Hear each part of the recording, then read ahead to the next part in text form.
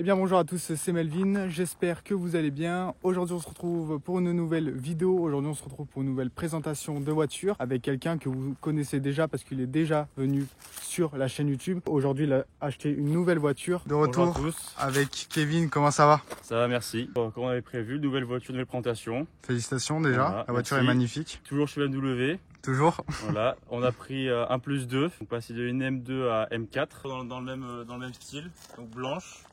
Que j'avais, c'était une M2 N55, donc la première génération. Donc ce qui différencie, bon, déjà c'est le moteur, on passe du N55 6 cylindres 3 turbo à un 6 cylindres 3 biturbo pour celle-ci, donc le S55. Voilà, et après en spécificité, bon, forcément le gabarit est un peu plus long et large, pas plus. Et puis voilà, après différence, bah, forcément au niveau du capot, les jantes, etc. qui différencient.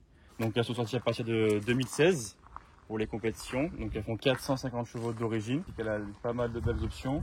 Elle a les feux adaptive LED, c'est-à-dire que quand vous roulez de nuit, elle se gère au niveau des pleins phares. Donc si une voiture qui est à gauche, elle va couper à gauche, puis rester un plein phare à droite. Il y a le Connected Drive qui permet du coup la lecture de panneaux. Donc selon la route, si c'est à 50, 110, 130, etc. L'anti-collision.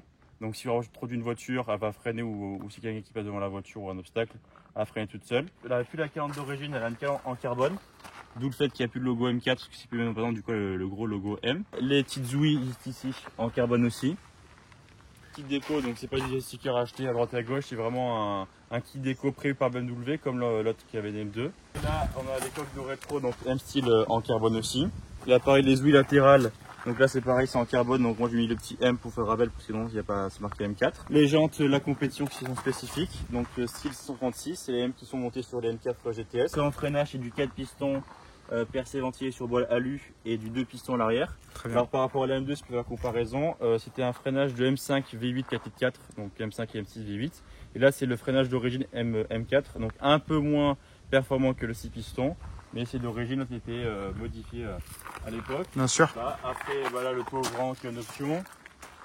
L'antenne requin en carbone. Très sympa, ça touche. Donc béquet de coffre en carbone. J'ai mis le logo M4 Compétition comme chez la génération G. Normalement c'est juste le M4 comme ça en noir. Ouais. Donc là j'ai mis comme compétition pour la différencier un petit peu. Le diffuseur en carbone. Les échappements aussi en carbone. Et celle-ci dotée de l'échappement M-Performance en titane. Radar avant à l'arrière. La caméra 60 degrés, donc ça c'est une option. Donc quand vous garez, vous pouvez avoir à l'avant, à l'arrière et sur les côtés.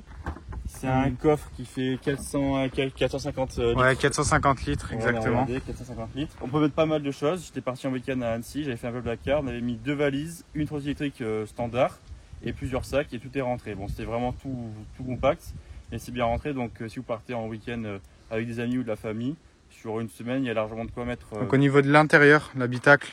Voilà. Noir classique, cuir noir avec les surpiqûres blanches, voilà. Un peu partout. C'est ça. Donc celle-ci, elle est dotée du pack cuir étendu.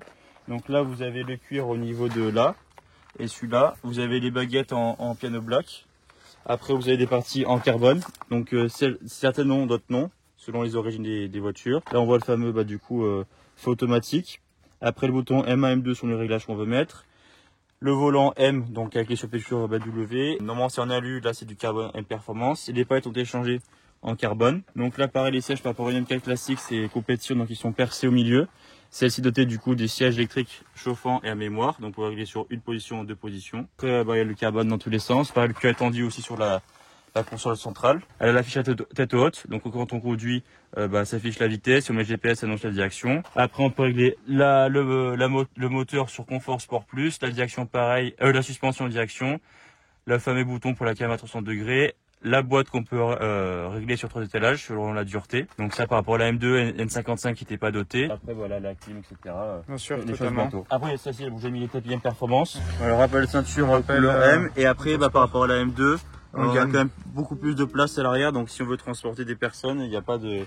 C'est quand même plus confortable pour les personnes qui sont à l'arrière. Donc là, on passe au moteur.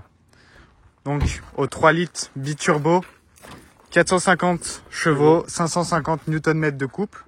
Donc là, celle-ci, toutes les M3, M4 et M2 compétition sont directement dotées de la barre anti-rapprochement en carbone. Donc ça, c'est d'origine. C'est une super belle pièce, je trouve. Et maintenant, sur les générations G, c'est 2 barres. Je crois que c'est une grande barre en sorte de X. Ouais, au milieu, c'est en alu. En aluminium, c'est plus en carbone. Plus en carbone. Et celle-ci est dotée du coup de l'admission Eventuri, donc en carbone. Donc il y a 2 admissions, de filtre pour 2 turbos. Et donc là on voit le carbone et aussi le cache moteur en carbone. Cache moteur en carbone. Voilà, aussi. ça c'est moi qui ai mis le stickage M Performance. Parce que stylé, ouais. voilà, parce qu'il y a aussi le cache moteur en carbone M Performance, l'officiel, qui coûte très cher. Et il y a le fameux logo M Performance. Ensuite, on parlait de consommation. Annoncé constructeur, c'est autour des 10 litres. Oui, moi, en consommation mixte, c'est-à-dire tranquille, sur les modes de conduite autour, etc. Je suis à 13 litres, 5. Très bien. Voilà, donc ça peut varier selon les personnes, selon si on est plus lourd ou pas. On le disait tout à l'heure, c'était vraiment très sympa d'avoir rajouté donc les décos M, parce que c'est vrai que en blanche, entre guillemets normale, ça reste assez fade. Et ensuite, tout ce qui est des rajouts donc en carbone, les pièces carbone, c'est assez cool. Et puis une superbe configuration, surtout avec les jantes grises. Donc les jantes de la M4 GTS, elle est très sympa. Le gabot dessus, après c'est le CS. Donc exactement. C'est le capot qui change et je crois qu'il y a une lame en carbone qui est différent. Elle prend 10 chevaux de plus et après au niveau intérieur, la sellerie c'est quasiment la même chose, les sièges. Il y a juste des brodures et des brodures qui changent. Et les panneaux de porte sont en composite, ils sont plus comme ça, ils sont pour alléger le poids de la voiture. Exactement. Et on prend que 10 chevaux en plus, ce qui est à la fois beaucoup et pas beaucoup. Puis la CS est limitée aussi. Voilà, en exemplaire, etc. Et c'est les dernières phases avant l'arrêt pour passer après au version G. Après l'ultime forcément M4. GTS, puis là on est sur un truc. Là on est sur un budget qui s'envole à plus de 100 000 euros. Facile, voilà. Facilement le double. Moi j'avais juste une question, donc tu es passé d'une M2 à la M4. Qu'est-ce que ça t'a fait en fait de passer à une M2 à une M4? En termes d'ergonomie, c'est quand même un peu plus long. Donc des fois déplacer c'est un peu plus compliqué pour se garer ou manœuvrer. En termes d'accélération pure, la M2 elle est plus sensationnelle, c'est plus direct que la M4. Par contre sur des plus hautes vitesses, la M4 a je pense beaucoup plus de reprises. Après bon forcément par rapport au châssis c'est pratiquement la même chose, une M2 et une M4, c'est juste l'empattement qui est différent. Oui, donc on n'est pas trop dépaysagé. Et puis après l'ergonomie globale de l'intérieur on n'est pas trop dépaysagé. C'est surtout le gabarit qui est à prendre en compte et après sinon le reste ça reste à peu près la même chose en termes de sensation, même si là voilà, il y a plus de puissance. Après par exemple de compétences j'ai aussi conduit mais ça fait longtemps donc je ne saurais pas dire quelle est la mieux. Oui. Mais je pense que je pense que c'est une voiture beaucoup plus polyvalente pour partir en vacances etc. Que la M2 c'était plus une voiture voilà, vraiment pour s'amuser. Oui, une voiture aussi, fun, mais totalement. C'est plus entre guillemets un ensemble de choses. La M2 je l'ai trouvée pour moi un peu plus sportive. Après là c'est plus entre guillemets une GT dans l'idée, mais voilà. Donc après vous avoir dit donc pour tout ce qui est caractéristiques intérieures, extérieures et données techniques, là on va partir pour faire l'essai. Vous allez entendre le bruit, je pense que vous n'êtes pas prêts.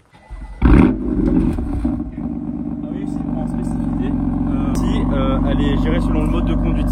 D'accord. Il y a le mode M1 où les valves vont s'ouvrir et le mode M2. Il y aura une légère différence au niveau de la sonorité, elle est assez légère. Donc je vais le faire voir, entendre le bruit du clac. On va voir la différence en fait vis-à-vis des modes de la voiture. Donc là, mode M1 tout en mode sport.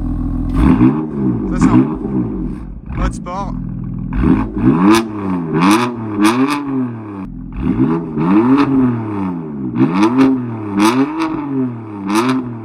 Quand même une grosse différence de bruit. Voilà. C'est parti, on va passer à l'essai. Là on est en mode M1.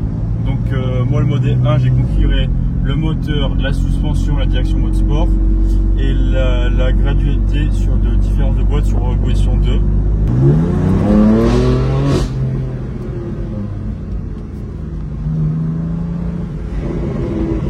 Ah je suis pas prêt là. Le fameux call commande c'est une spéciale de rallye, ça s'appelle le rallye piquet si je ne dis pas de bêtises.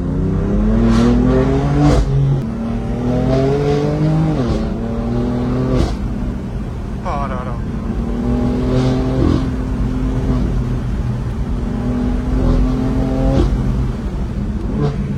Là je passe en mode M2.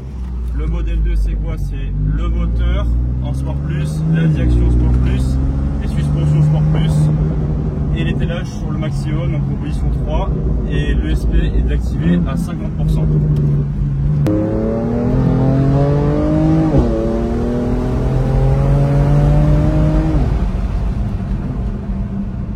Oh là là, ça arrache le bitume.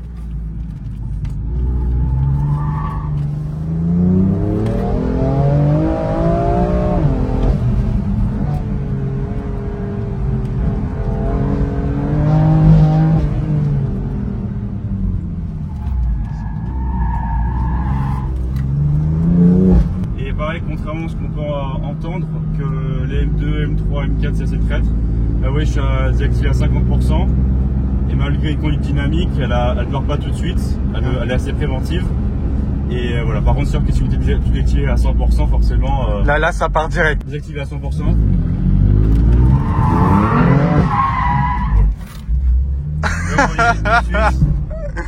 Là, on voit quand même la grosse différence. Elle réagit pas du tout pareil, quoi. Elle va partir très rapidement, donc il faut faire attention. Là c'est pareil sur la voiture, quand vous mettez le mode M2 selon que c'est configuré et que vous désactivez l'USB à 50-100%, il vous devez confirmer que vous voulez bien passer du coup désactiver les aides de conduite, quoi. Ouais, bien sûr. On l'a pas dit, bon là on roule calmement, mais c'est vrai que lorsqu'on ferme les fenêtres, on a une super insonorisation, on n'entend quasi rien. Et pareil pour la consommation par rapport à la M2, c'est à peu près identique. Et là, le fait d'y avoir plus de coupe, donc c'est la même boîte DKG 7 rapports. Et des fois, quand on est à 30-40 km/h, on est déjà en 4ème, et des fois à 70 en 7ème, vous êtes pratiquement limite en sous-régime, quoi. D'accord. Parce que guillemets va rouler aux coupes. Sur autoroute, vous êtes à peu près à 8-9 litres si vous êtes au régulateur. Quoi.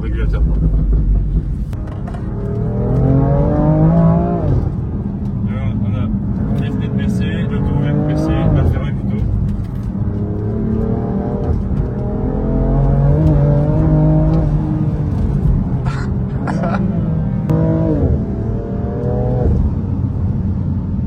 Ça marche vraiment bien là. Pour ce qui est des différences, déjà c'est vrai que niveau, on l'a déjà dit tout à l'heure, mais niveau gabarit, j'ai l'impression de ressentir plus la M4 que la M2. Voilà, quand tu conduis, après moi je suis passager, donc voilà. On l'a dit tout à l'heure, la M2 est plus du côté fun, la M4 est plus un mélange de tout. Et c'est vrai que la M2, je pense, je les ressentais un peu plus. Ouais, c'est vrai que je suis d'accord sur ce sujet-là aussi. La M2 d'être un peu plus intentionnelle, mais la M4 c'est quand même aussi très sympa. Donc là c'est parti les gars, on va faire un petit départ arrêté.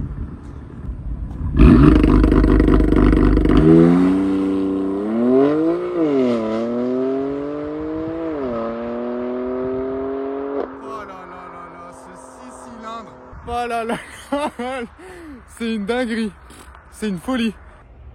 Il arrive.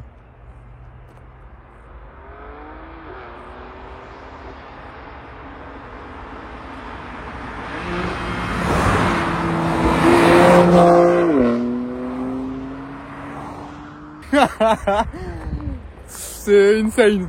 Et bien voilà, fin de la vidéo, fin de la présentation sur la BMW M4 Compétition de 2018. J'espère que ça vous aura plu. Remercie encore Kevin merci à toi d'avoir pour le tournage.